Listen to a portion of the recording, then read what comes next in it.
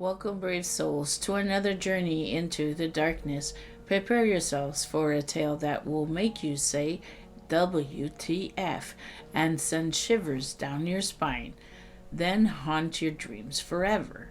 I have prepared my most macabre, weird, true, freaky story that I can think of to share with you. So brace yourselves, for this story will make your blood run cold and your heart race with dread.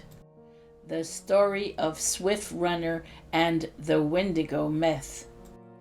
The story of Swift Runner is a chilling case from the 19th century Western Canada that involves folklore, cultural tension, and tragic violence. Swift Runner was a Cree man who lived in what is now Alberta during the late 1800s.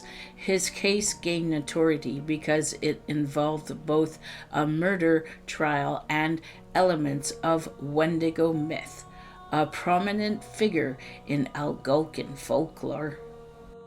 In the winter of 1878 and 1879, Swift Runner, along with his family, went to the wilderness to endure the harsh winter. However, only Swift Runner returned the following spring, and he claimed that his family had died from starvation. Suspiciously, though, Swift Runner appeared to be healthy and well fed, which raised doubts about his story. The Mounties, member of the Northwest Mounted Police, the precursors to the Royal Canadian Mounted Police, investigated the matter and eventually discovered the remains of his family near his camp. Evidence suggests that Swift Runner had killed and eaten his wife and 5 children. Swift Runner himself attributed his actions to the Wendigo, a creature from Algonquin myth. The Wendigo is typically described as a malvoyant cannibalistic spirit that possesses people and drives them to commit acts of murder and cannibalism. According to the legend, anyone who resorts to cannibalism risks becoming a Wendigo. Some Indigenous people believe that Swift Runner had been possessed by this spirit, which drove him to kill and eat his family. However, others viewed Swift Runner's actions as being the result of psychological or moral failure, or simply as a horrific crime. Swift Runner was put on trial for the murder of his family. Despite the claims of Wendigo possession, the court found him guilty of the murders. His defense, rooted in Indigenous folklore, did not hold weight in a Western legal system. Swift Runner was sentenced to death by hanging and was executed in December 1879 at Fort Saskatchewan. This was one of the first executions carried out by the Canadian government in the region. The cultural and historical contents of Swift Runner's case is significant not just for its horror, but for what it reveals about the collision of Indigenous beliefs and Western legal system in 19th century Canada.